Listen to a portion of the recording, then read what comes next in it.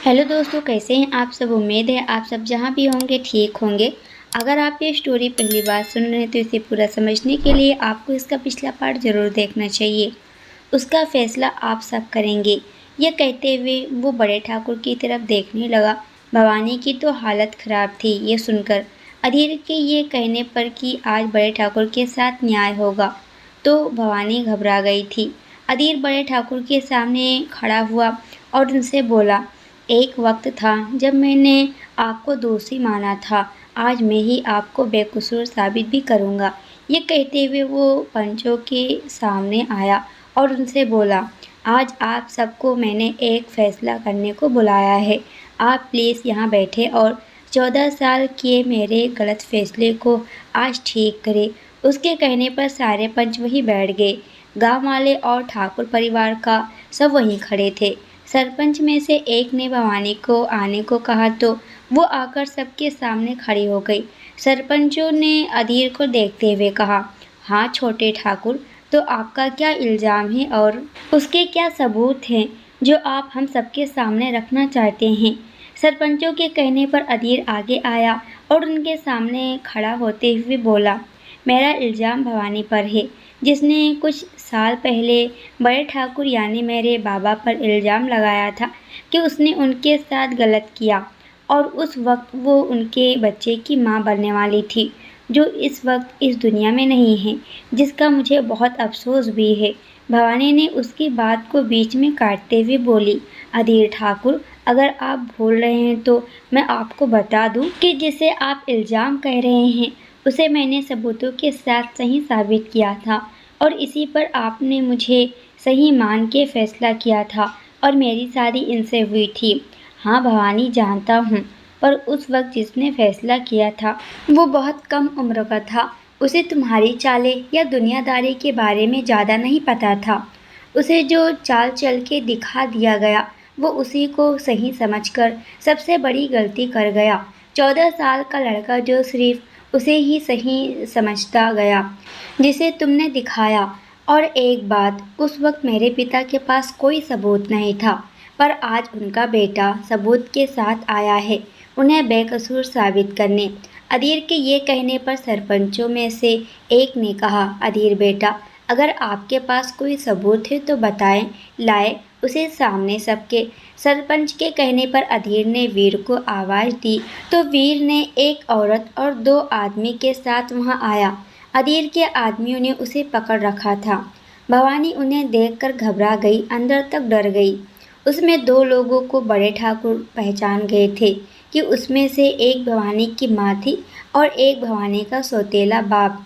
अधीर ने सरपंचों की तरफ देखते हुए कहा, ये वही गवाह हैं सरपंच साहब, जिसे कभी भवानी ने अपने फ़ायदे के लिए इन्हें इस्तेमाल किया था, अपने झूठ में लालच देकर शामिल किया था, या ये कहें कि इन सब की सोची समझी चाल थी। तो आप सब खुद अपने मुंह से सब कहेंगे या मैं सच अपने तरीके से निकलवाऊं। ये कहते हुए अधीर ने भवानी की माँ और सौतेले बाप की तरफ गुस्से वाली नज़रों से देखा। अधीर के गुस्से वाली नज़र देखकर भवानी के सौतेले बाप ने रोते हुए कहा, मालिक माफ़ कर दो, वो तो हम लालच कर बैठे थे। बड़े ठाकुर ने इस भवानी के साथ कुछ भी नहीं किया था, वो पूरी तरह से बेकसूर है। ये कहते हुए वो रोते हुए नीचे ज़मीन पर बैठ गया। भवानी की माँ भी वहीं सबके सामने ज़मीन पर घुटनों के बल बैठकर बोली, हाँ मालिक, जो भी बड़े ठाकुर के लिए हमने 14 साल पहले कहा था वो सब झूठ था। वो सब हमने लालच में आकर हमें पैसे मिले थे इसके लिए कहा था। उसके ये कहते ही सब उसे देखने लगे। तब विक्रांत जी ने उसे देखते हुए कहा, और इस बच्चे को तू भाई साहब का बच्चा बता रही थी, वो क्या था, किसने बनाई थी वो झूठी रिपोर्ट। इस पर अधीर ने कहा, इन्होंने, ये है वो डॉक्टर साहब जिन्होंने ये सब इस खेल को पूरी तरह से अंजाम दिया और इसके लिए इन्हें भी बहुत मोटी रकम दी गई थी। क्यों डॉक्टर साहब, हम सही हैं ना। उसके मुंह से ये सुनकर कविता और राज दोनों घबरा गए और अधीर की तिरछी नज़र दोनों पर थी, जिसे उन दोनों ने देखा नहीं था। सरपंच ने उससे पूछा, कौन था वो जिसने आप लोगों को ये सब करने को कहा था? किसने ये गंदा खेल बड़े ठाकुर के लिए खेला था? सरपंच के बात पर डॉक्टर ने नजरें झुका के कहा, साहब हम नहीं बता सकते हैं वरना हमारी जान ले ली जाएगी। डॉक्टर के ऐसा कहने पर अधीर ने कहा, अगर नहीं बताया तो भी मारे जाओगे तो अच्छा होगा तुम बता दो।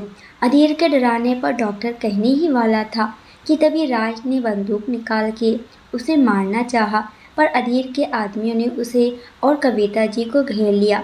सबने जब ये देखा कि अधीर के आदमियों ने राज और कविता को घेर लिया है तो बड़े ठाकुर ने उससे कहा, अधीर ये क्या है, तुम्हारे आदमियों ने राज और कविता को क्यों पकड़ा है? अधीर ने उन्हें देखते हुए कहा, वो क्या है ना बाबा कि इस खेल के मास्टर और एक राज की बात मैं आपको बताता हूँ। जिस बच्चे को भवानी ने आपका कहा था वो भवानी और राज भैया का था।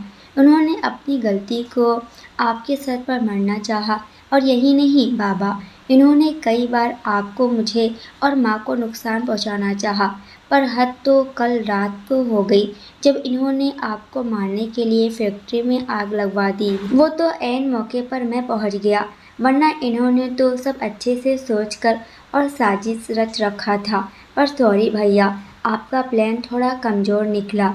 यह कहते हुए वो राज के तरफ देख रहा था। राज ने उसे गुस्से में देखते हुए कहा, क्या सबूत है तेरे पास कि ये सब मैंने किया है? कोई सबूत नहीं है तेरे पास छोटे। और ये बोल वो मुस्कुराने लगा। तभी अधीर वीर की तरफ देखकर इशारा किया तो वीर ने फैक्ट्री में आग लगवाने वाले 5 आदमियों को सबके सामने खड़ा किया और राज की तरफ देखा, जिसकी आंखें हैरानी से खुली हुई थी।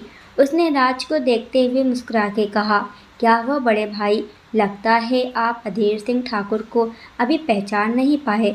मैं वो 14 साल वाला मासूम लड़का नहीं हूँ जो आपकी भोली भाली सूरत और बातों में आ जाऊं।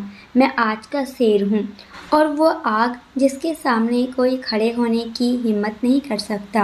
आपने शायद मुझे समझ नहीं सके, चलो कोई नहीं, अब समझ जाएंगे। यह कहते हुए वो उसे मुस्कुरा के देखने लगा। राज को गुस्सा आया तो वो उसे मारने के लिए बंदूक निकालने लगा तो अधीर के आदमियों ने उसे कस के पकड़ लिया। अधीर ने उसे देखते हुए कहा, ऐसा करने की सोचना भी मत आप, वरना जिन्होंने अभी सिर्फ आपको पकड़ा है वो आपको बिना मेरी कुछ सुने कुछ वक्त में आपको मौत के घाट उतार सकते हैं। बहुत वफादार हैं ये बोल वो शांत हुआ तो सुरभि जी ने कविता की तरफ देखते हुए बोली, मैंने तुम्हें हमेशा अपनी छोटी बहन की तरह माना, कभी भी तुम्हें कुछ नहीं कहा, तो तुमने ये सब क्यों किया मेरे साथ? आखिर ऐसा क्या बिगाड़ दिया मैंने तुम्हारा जो तुमने ये सब किया? सुरभि जी के पूछने पर कविता ने उनसे चिल्ला के बोली, क्योंकि मैं मेरे बेटे की ज़िंदगी को अपने पति की तरह नहीं चाहती थी, नहीं चाहती कि वो तुम्हारे बेटे के सामने जी हुजूरी करे अपने पिता की तरह, सिर्फ कुछ या वो दिए हुए टुकड़ों पर पले।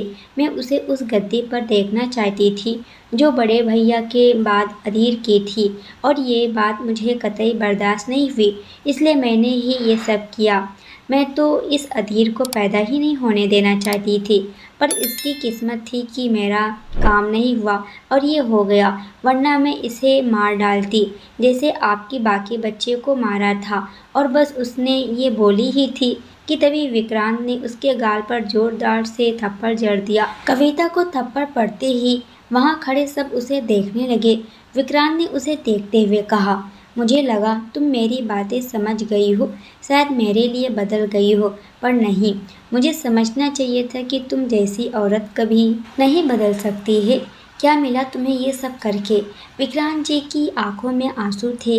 ये कहते हुए सरपंचों ने सारी बातों को सुनकर बोले, अधीर सिंह ठाकुर ने जितने भी सबूत और गवाह हमारे सामने रखे हैं वो यही साबित करते हैं कि बड़े ठाकुर को राज और कविता जी ने मिलके फंसाया था, और उसमें इनका साथ भवानी, उनके माँ बाप और इस डॉक्टर ने दिया था, जिसके लिए हम पंचों ने ये फैसला किया है कि इन्हें गांव से बेदखल कर दिया जाए और उस डॉक्टर से उसकी डिग्री छीन ली जाए। पर इन्होंने बड़े ठाकुर साहब को मारने की कोशिश की और सुरभि जी के बच्चे को मारा है, जिसकी सज़ा हम नहीं पुलिस ही दे सकती है, इसलिए इन्हें पुलिस के हवाले किया जाता है। पंचों के फैसले का आदर किया जाए और पुलिस को बुलाया जाए। सरपंच के ये कहने पर अधीर ने कहा, बुलाने की ज़रूरत नहीं है, पुलिस यही है, आ जाएं आप सब। ये बोलते ही पुलिस गांव के लोगों की भीड़ को चीरते हुए वहां आई और उन्हें ले जाने लगी, तो राज ने गुस्से में इंस्पेक्टर की गन लेकर ऊपर हवा में फायरिंग की, जिससे गांव के लोग वहां दूर खड़े हो गए। राज ने सबको गन दिखाते हुए कहा, मुझे कैद करवा सके ऐसा कोई नहीं बना, पर जाने से पहले मैं इस अधीर को नहीं छोड़ने वाला। जब सबने ये देखा तो घबरा गए। बड़े ठाकुर ने उससे कहा, राज पागलपन मत करो, गन नीचे करो और अपने कर्मों की सजा भुगतो। राज ने गन दिखाते हुए उससे कहा, मैं ऐसा कुछ नहीं किया जिसके लिए मुझे सजा मिले। आखिर मैंने अपना हक लेना चाहा और क्या गलत किया, उसमें अधीर की वजह से सब गड़बड़ हो गई। पर अगर ये यहाँ नहीं रहता तो ठीक था, पर इस अधीरा ने इसे यहाँ रोक लिया। सबसे पहले इस मनहूस को मारूंगा। यह कहते हुए उसने अधीरा की तरफ गन कर दी। अधीर ने यह देखकर उससे कहा, राज अगर अधीरा को कुछ हुआ तो देख लेना तुम, मैं तुम्हें बहुत बुरी मौत दूंगा। राज ने हंसते हुए कहा, वाह क्या बात है अधीर सिंह ठाकुर, कुछ वक्त में इस नाजायज से इतना प्यार कैसे हो गया। वैसे प्यार है या अभी कुछ मिला नहीं है, इसलिए दिखावा है। ये बोलते हुए वो उसे देखकर हंसने लगा। अधीर ने यह सुनकर उससे कहा, तुम जैसा इंसान प्यार की कीमत क्या जाने। जिस औरत ने आपको पति माना आप उसे प्यार छोड़ो इज्जत नहीं दे पाए। जिस परिवार ने उसे बेटा माना, जिसे बड़े पापा ने उसे अपना बिजनेस संभालने को दिया, जब तुम उन सबके प्यार को नहीं समझ पाए तो तुम्हें कैसे पता होगा कि प्यार क्या होता है। बहुत हो गई बकवास, अब इस लड़की को मरना होगा और उसके बाद मरेगा तू छोटे अधीर। यह कहते हुए वो गोली चली और सब एक वक्त के लिए शांत हो गए। अधीर के मुंह से तेज की आवाज़ निकली, अधीरा। अधीरा के मुंह से डर से चीख निकल गई, पर जब सबने देखा तो अधीरा सही सलामत थी। तब तक राज ने जमीन पर गिरते हुए दिखा तो अवनी हाथ में बंदूक लिए खड़ी थी और उसने ही राज को यानी अपने ही पति को मारी थी। अवनी ने एक गोली और मारते हुए उससे कहा, ये मेरी बेटियों को मेरे ही कोख में मारने के लिए राज ठाकुर, ये लड़की की इज्जत को हक समझ के तार तार करने के लिए, ये एक औरत को सिर्फ इस्तेमाल करने की चीज़ समझने को, मुझसे माँ बनने का सुख छीनने के लिए। ये कहते हुए अवनी ने उस पर गोलियों की बारिश कर दी थी और जब गोलियाँ ख़त्म हो गई तो वो वहीं ज़मीन पर बेसुध गिर गई। उसके आंखों से आंसू लगातार गिर रहे थे। वहाँ एकदम शांत हो चुका था। श्वेता और अधीरा अवनी को संभालती हैं और कविता जोर जोर से चिल्ला के रो रही थी। सुरभि जी कविता के पास आई। सुरभि जी ने कविता से रोते हुए कहा, वो अब नहीं रहा कविता। उनके इतना कहते ही कविता ने कहा, नहीं मेरे बेटे को कुछ नहीं हो सकता, वो बस सो रहा है, अभी उठेगा। ये कहते हुए वो वापस से राज को उठाने लगी। इंस्पेक्टर ने लेडी कांस्टेबल से कविता और बाकी सबको ले जाने को कहा। इंस्पेक्टर ने अवनी के हाथ से बंदूक लेते हुए बड़े ठाकुर से कहा, ठाकुर साहब इन्हें भी हमें ले जाना होगा, इन्होंने राज जी का खून किया है। उनके ये कहने पर विक्रांत जी ने कहा, नहीं मेरी बेटी कहीं जाएगी, उसने बस एक जानवर को मारा है, जो ये काम बहुत पहले ही करना चाहिए था, लेकिन अब हुआ। ये मेरी बेटी है और इंसान नहीं, जब हैवान हो जाए उसके लिए यही होना चाहिए और उसके लिए कोई सज़ा नहीं होती। उनकी बात सुनकर बड़े ठाकुर ने इंस्पेक्टर से कहा, आप इन्हें ले जाएं, पर कोई तकलीफ़ नहीं होनी चाहिए। इस घर की बेटी को बहुत जल्द हम बाइज्जत बरी करके ले आएंगे। उनके ये कहते ही विक्रांत ने कुछ नहीं कहा। अवनी को भी एक लेडी कांस्टेबल लेकर चली गई। चले गए थे धीरे धीरे, सब कुछ नॉर्मल हो रहा था। एक हफ्ते बाद महल, एक हफ्ते हो गए थे। अवनी को जैसा बड़े ठाकुर साहब ने कहा था लाने को, वापस ले आए थे और अब वो राज की विधवा नहीं बल्कि विक्रांत जी की बेटी बन के रह रही थी। विक्रांत जी उसे अपनी बेटी मान चुके थे, इसलिए अब वो विधवा के लिबास में नहीं बल्कि एक कुंवारी लड़की की तरह रहती थी। सब ठीक हो चुका था और धीरे धीरे पहले की तरह सब हो रहा था। बस अब किसी की ज़िंदगी में कोई तकलीफ़ नहीं थी। अधीर वापस महल में तो नहीं आया था, पर अब वो अपने बाबा से दूर नहीं था। उनके बिजनेस को अमर और अधीर मिलकर संभाल रहे थे। अधीरा का मन भी अपने कॉलेज में लग गया था। बस एक चीज़ थी जो अभी तक नहीं हुआ था, और वो था अधीरा के दिल की बात, जो उसने अभी तक अधीर से नहीं बोली थी। सब महल में हॉल में बैठे चाय नाश्ता कर रहे थे कि तभी सुरभि जी ने सालू से पूछा, सालू, ये तेरे छोटे भैया भाभी कहाँ हैं? आज अभी तक नहीं आए। जा जाकर देख कहाँ रह गए दोनों। उनके ये कहने पर सालू ने कहा, अरे बड़ी माँ, अधीर भैया और अधीरा भाभी को लेकर कुछ दिन के लिए कहीं बाहर गए हैं। आज सुबह ही उन्होंने कहा था आपको बता दूं, पर मुझे याद ही नहीं था, माफ़ कर दो। ये सुनते ही सब एक दूसरे को देखने लगे। तो अवनी ने बोली, अच्छा तो नया जोड़ा मौका पाया नहीं कि निकल गया। देख लो बड़ी माँ, कैसे अधीर भैया भागे हैं अपनी दुल्हनिया को लेकर यहाँ से। बताओ, किसी को बताया भी नहीं कि कोई मजाक ना उड़ा ले। आने दो, फिर बताती हूँ इन्हें तो। यह कहते हुए वो सबको नाश्ता देने लगी और बाकी सब हंसने लगे। इधर गाड़ी में अधीर अधीरा के साथ चला जा रहा था। अधीरा ने उससे बोली, कहाँ जा रहे हैं हम ठाकुर साहब, और आप इतनी सुबह उठा लाए? कुछ पूछ रही हूँ, बता भी नहीं रहे हैं। बताए तो सही है। यह कहते हुए वो उसे देखने लगी, पर अधीर ने उसे वही कहा जो उसने सुबह से उसे कहा था, पता चल जाएगा जब आप पहुंच जाएंगे। अब चुपचाप बैठे, मेरा सर ना खाए। यह कहते हुए अधीर ड्राइव करने लगा और अधीरा मुंह बना के बैठ गई। सुबह से अधीरा सच में अधीर से पूछ पूछ के उसका सर खा चुकी थी। अधीर अपने मन में ये बड़बोल शांत भी नहीं बैठ सकती है। अच्छा नाम दिया है मैंने, बड़बोल। इधर मुंह फुला के अधीरा बैठी थी। वो भी अपने मन में सोचे जा रही थी, अब तो मैं। अधीरा के ये पूछने पर भी कि वो लोग कहाँ जा रहे हैं, तो इस पर अधीर ने उससे कहा, चुपचाप बैठी रहें, जब पहुँच जाएंगी आप तब आप खुद देख लेंगी। ये कहते हुए अधीर ड्राइव करने लगा और अधीरा खिड़की से बाहर देखते हुए खुद से ही बड़बड़ाते हुए बोली, इनका सही नाम रखा है मैंने, सड़ू सिंह। कुछ पूछो तो बताना नहीं है, खुद भी चलाते रहेंगे। इनके माँ बाप को इनको लड़कियों के साथ स्कूल में भेजना चाहिए था। कम से कम लड़कियों से कैसे बात करते हैं यही सीख जाते। तभी इनकी कोई गर्लफ्रेंड नहीं है, और होती भी तो भाग जाती। वो खुद में ही बोल रही थी तो अधीर ने उससे कहा, आप फिर से शुरू हो गई हैं अधीरा। मतलब मुझे लगा था मुझसे शादी के बाद आपकी ये बीमारी छूट गई होगी, पर ये तो आज भी वैसी ही बरकरार है। अधीरा ने उसे देखते हुए बोली, मुझे कोई बीमारी नहीं है, आप गाड़ी चलाएं। ये बोल वो आँख बंद कर मुंह फुला के सर पीछे सीट से लगा के बैठ गई। अधीर उसे मुस्कुरा के एक बार देखा और फिर सामने देखते हुए गाड़ी ड्राइव करने लगा। अधीरा को कुछ देर में नींद आ गई थी। अधीर 10 घंटे से ड्राइव कर रहा था। वो सब इस वक्त पहाड़ी इलाके में आ गए थे। ठंड बढ़ने लगी थी। अधीर ने देखा अधीरा खुद को खुद में समेटने लगी है, तो उसने गाड़ी रोकी और पीछे रखी उसकी शोर उसे उड़ा दिया और फिर से ड्राइव करने लगा। शाम का वक्त शिमला का एक छोटा सा गांव। अधीर ने शिमला के घुमावदार रास्ते पर ड्राइव करते हुए गाड़ी को एक बहुत ही सुंदर से घर के पास रोका। इस वक्त वहाँ बहुत ठंड और धुंध भी थी।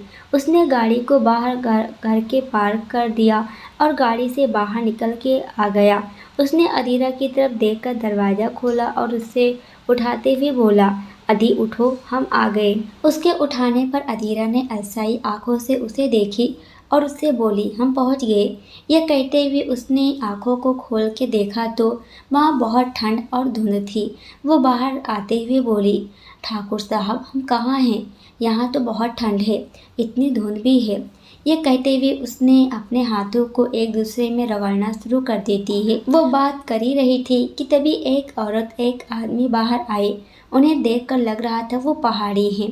अधीर को देखकर दोनों ने झुक के नमस्ते किया तो अधीर ने उससे कहा, आप लोगों ने घर की अच्छे से सफाई कर दी है? उसके पूछने पर उस आदमी ने कहा, जी साहब, घर साफ कर दिया है और घर में सारा सामान भी रख दिया है। आपको कोई तकलीफ़ नहीं होगी और कुछ चाहिए तो मुझे बता देना। ये बोल वो खामोश हो गया। अधीर ने उसकी बात सुनी और उसे सामान अंदर रख के जाने को कहा। उस आदमी ने वैसे ही किया। उसने सामान अंदर रखा और फिर अपनी पत्नी के साथ वहाँ से चला गया। अधीरा तब तक बगीचे में चली आई थी। वहाँ लगे फूल पौधे, वहाँ का नज़ारा वो देखे जा रही थी। अधीर ने उसके पीछे खड़े होते हुए कहा, कैसा लगा आपको यहाँ? उसके पूछने पर अधीरा ने मुड़ के उसे देखते हुए कहा, ये जगह तो बहुत अच्छी है, पर ये किसका घर है? अधीरा के सवाल पर अधीर ने उससे कहा, आपकी माँ का। यह आपकी माँ का घर है, जहाँ उन्होंने अपना बचपन जिया और मरते वक्त वो यहीं अपनी आखिरी ज़िंदगी को जी के गई हैं। उनकी ख्वाहिश थी कि आप एक बार यहाँ पर आकर सब देखे रहें, शायद उनकी आत्मा को सुकून मिले। अधीर की बात सुनकर वो उसे हैरानी से देखने लगी। अधीर ने अपने जेब से एक लिफाफा निकाल के देते हुए कहा, अधीरा, यह आपकी माँ की वसीयत और इसमें एक लेटर है जो वो आपके लिए छोड़ गई थी। अधीरा ने उस लिफाफे को कांपते हाथों से पकड़ा और उसे खोल के लेटर बाहर निकाल उसे पढ़ने लगी। उसमें लिखा था, प्यारी अधीरा, आपको जब ये खत मिलेगा तब आपकी शादी हो चुकी होगी। आप अपने घर शिमला वाले घर में होंगी, प्यारी सी वादियों के बीच अपने पति के साथ। आपको पता है, ये जगह मुझे बहुत पसंद थी क्योंकि ये शहर के शोर से बहुत दूर थी, लोगों के तानों से बहुत दूर थी। यहाँ सुकून था मुझे और शायद तुम्हें भी मिले। यहाँ आपको कोई तकलीफ़ नहीं होगी। अगर आप चाहें तो पूरी ज़िंदगी इस जगह पर रह सकती हैं क्योंकि ये आपका घर है। इस घर पर आपका हक है। इस घर में बहुत सी यादें हैं मेरी और तेरी मासी की। मेरी लाडो, अक्सर तेरे मन में ये सवाल आता होगा ना कि आखिर तेरी मासी ही तुझसे इतनी नफ़रत क्यों करती हैं? तो मैं आज बताती हूँ। वो नफ़रत असल में तुझसे नहीं, मुझसे करती थी, क्योंकि बचपन से ही उन्हें मुझसे हर चीज़ कम मिला। वो सांवली थी, मैं गोरी, पर मैंने कभी इस चीज़ पर घमंड नहीं किया। पर न जाने कैसे बचपन से उनके दिल में मेरे लिए नफ़रत बसती गई। पर वो नफ़रत तब निकल के सामने आई जब मेरी वजह से उनका रिश्ता टूट गया। लेकिन मैं कुछ नहीं की थी, मैं इस सब से दूर ही रहती थी कि ऐसा ना हो। असल में लड़के वालों ने उसे पसंद करने की जगह मुझे पसंद किया। वो बहुत गुस्सा हुई। मैंने उसे समझाया पर वो जैसे अपने दिल में मेरे लिए नफ़रत भर चुकी थी। पर अच्छा था वो लड़का उसे नहीं मिला, क्योंकि तब तुम्हारे इतने अच्छे मौसा जी कैसे मिलते। सबकी सोच एक कहाँ होती है लाडो। क्या पता उनका सोच तेरे विवेक मौसा की तरह ना होता तो। खैर, उसके बाद विवेक जी राधा की ज़िंदगी में आए, तब वो थोड़ा खुश रहने लगी और मुझसे भी रिश्ते सुधरने लगे। पर एक वक्त न जाने क्या आया कि उसे लगने लगा कि मैं उसके पति को छीन रही हूँ, पर ऐसा कुछ नहीं था। विवेक जी बस एक अच्छे दोस्त की तरह थे, पर उसका शक इतना बढ़ा कि बात तलाक तक आ गई। तब मैंने फैसला किया कि मैं उससे दूर चली जाऊंगी और कभी वापस नहीं आऊंगी। मैं अपने फैसले के मुताबिक चली गई और विवेक जी को राधा के साथ रहने के लिए कह गई। वक्त बीत रहा था और हम वो गलती कर बैठे जो नहीं करना चाहिए था। बस आपसे माफ़ी मांगते हैं कि खुद तो चले गए पर आपको एक जिल्लत भरी ज़िंदगी दे गए। कभी हो सके तो अपनी माँ को माफ़ कर देना और अपनी मासी की किसी भी बात को दिल से मत लगाना। आपकी प्यारी माँ काव्या। ये पढ़ते हुए अधीरा रोने लगी थी। उसने सर उठाकर घर की तरफ देखा और धीमे कदमों के साथ उस तरफ बढ़ गए। उसने सामने की 2-4 सीढ़ियाँ चढ़ी और दरवाजे के पास आई और पैर अंदर की तरफ बढ़ा दी। उसने देखा दरवाजे की तरफ बनी दीवार पर बहुत सारी तस्वीर थी। उन तस्वीर में उसकी माँ और मासी के साथ की तस्वीर थी। उन्हें देखकर लग रहा था जैसे वो कभी उसकी माँ से नफरत नहीं करती थी। वो अंदर जाते हुए घर को देखने लगी। उसमें 2 कमरे और एक बड़ा सा हॉल किचन जहाँ था, वहीं एक दरवाज़ा पीछे बने लॉन की तरफ खुलता था। बहुत ही प्यारा घर था। वो छोटा ही था पर खूबसूरत। उसने नीचे के एक कमरे को खोला तो उसे देखते ही पता चल गया कि ये उसकी माँ का कमरा है, क्योंकि उस कमरे का डेकोरेशन स्काई लाइट ब्लू और वाइट में था। उसने देखा उसके बचपन की तस्वीर भी वहाँ लगी हुई थी। ये देखकर वो मुस्कुरा दी। वो रोते हुए अधीर उसके पीछे खड़ा सब देख रहा था। अधीरा ने जाकर कमरे की बंद खिड़की को खोल देती है और वहाँ से बहुत अच्छा नज़ारा उसे दिखने लगा। बहुत अच्छी हवाएं चल रही थी। अधीर ने उसके पीछे खड़े उससे पूछा, कैसा लगा आपको यहाँ आकर? अधीरा ने उसे बिना देखे कहा, बहुत अच्छा। माँ की यादें हैं यहाँ पर। जानते हैं आप, ठाकुर साहब, माँ मासी से बहुत प्यार करती थी। मैं वही प्यार वापस लाना चाहती हूँ मासी के दिल में। ये कहते हुए उसने सामने शाम को ढलते हुए देख रही थी। उसने देखा हल्की बूंदाबांदी शुरू हो गई थी। अधीर उसके चेहरे पर सुकून देखकर खुश था और दूसरी तरफ महल में सब अपना खाना खा के कमरे में चले गए थे। इधर महल में श्वेता, सालू और अवनी ही बच्चे के साथ खेल रहे थे। सब अवनी के कमरे में ही थे। अवनी का कमरा अब बदल दिया गया था क्योंकि उसमें उसकी ज़िंदगी की बहुत दर्दनाक यादें थी जिसे अब वो याद नहीं करना चाहती थी। श्वेता ने अवनी को देखते हुए बोली, दीदी अब आप क्या करोगी? मतलब अब आगे क्या सोचा है आपने?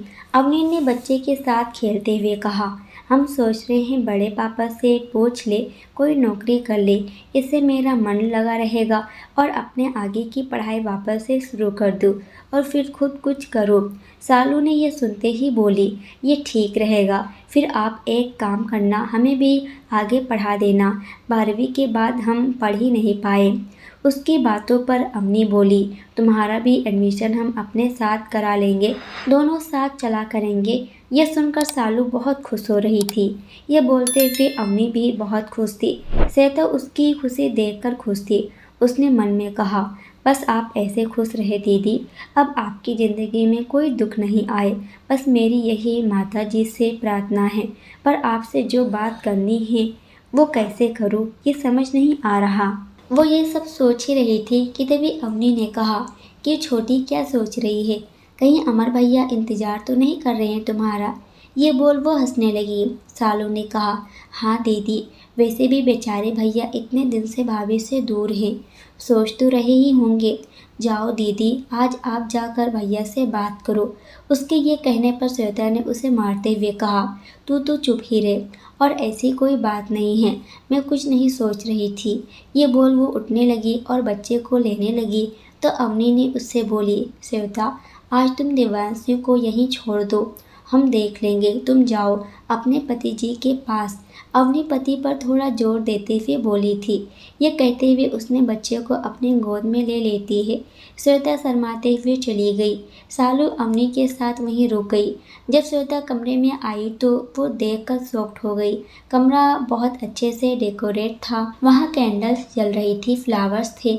उसके अंदर आते ही दरवाज़ा बंद हो गया। उसने पीछे मुड़ के देखा तो अमर खड़ा था। उसने उसे देखते हुए कहा, ये सब क्या है अमर जी? इन्हें देखकर ऐसा लग रहा है आप हमें वापस से पटा रहे हैं। अमर ने उसे बाहों में लेते हुए कहा, आपसे कुछ बोलना था, और वो ये कि थैंक्स मुझे इतनी सारी खुशियाँ देने के लिए और मेरी ज़िंदगी में आने के लिए और ज़िंदगी का सबसे हसीन और कीमती तोहफ़ा देने के लिए। शुक्रिया आपका और आई लव यू। ये कहते हुए उसने माथे को प्यार से चूम लिया और उसे अपनी बाहों में भर लिया। श्वेता भी उसकी बाहों में बहुत प्यार से खड़ी थी। इतने दिनों के बाद अमर आज श्वेता के बाहों में सुकून से सो पाया था। सुबह का वक्त, शिमला। जब सुबह अधीरा सोकर उठी तो उसने देखा अधीर कमरे में नहीं था। वो बाहर गई तो वहाँ भी अधीर उसे नहीं दिखा। दोस्तों आज के लिए इतना ही। इसके आगे क्या होगा यह हम अगली वीडियो में देखने वाले हैं। जब तक ये देखें, वीडियो पसंद आए तो वीडियो को लाइक और एक प्यारा सा कमेंट करना तो मत भूलना। और अगर आप हमारे चैनल पर नए हो तो इस चैनल को भी सब्सक्राइब कर हमें सपोर्ट ज़रूर कीजिएगा। पूरी वीडियो देखने के लिए आप सभी का बहुत बहुत धन्यवाद।